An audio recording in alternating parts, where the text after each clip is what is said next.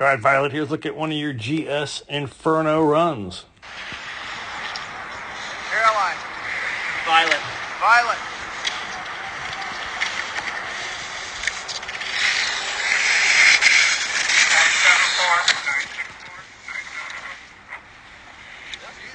The inside line is no problem.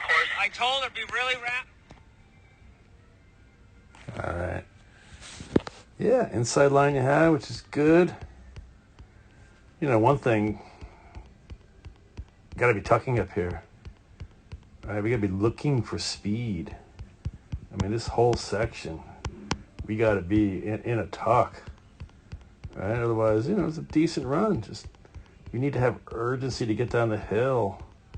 We have to be going fast. And this is a tough hill, tough turn. Right? This next two were pretty tough, and you definitely, you know, you wanted to be conservative here by just skidding the whole top and dumping some speed, playing it safe. I mean, would like to see you try to carve this thing and carry some speed down this pitch, right? But so you skid that whole thing. If we had gotten ourselves out to rise line, I mean, you could say you're turning way too early, but you know, you really wanted to skid it, so you had to turn early, right? If you had wanted to carve it, you would have had to get outside, you know, to rise line, or even past rise line here before you even started. You'd want to intersect that rise line with your skis still pointing out and away this way, and carve it back.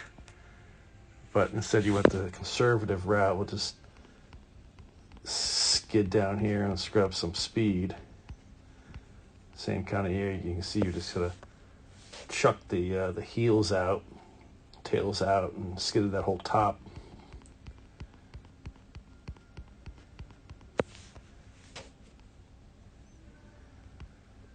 You know, we need to give our feet room. We need to have some space by the gate to allow for strong angulated positions, and you know, you have those feet really quite close to the gate and under you, which doesn't allow to have the big angles that sometimes we need. You can see the inside foot pretty flat, right? So, you know, you got to give your feet a little room to allow for a strong angulated position, you know, by the gate, right? And just kind of pinching off the line there. We do need to make sure that we have a little, you know, a little more done above here. You got a lot going on below. You can see the spray towards the bottom. You know, something I saw you working on, you know, up above, ankles and knees, and that's going to be key. Continue on, you know, practicing using ankles and knees, because this is very hippy. And when we dump the hip in, it's going to coincide with a pretty good counter, you know, rotating upper body away from the direction of travel. So continue to work on ankles and knees. Otherwise, you know, it was a good line. You were tight to the gates. You know, you kind of took a little bit conservative approach over the pitch, but those were tough gates. I know that. But overall, you know, some decent skiing. Let's remember to ankles and knees first and move the hip to the inside.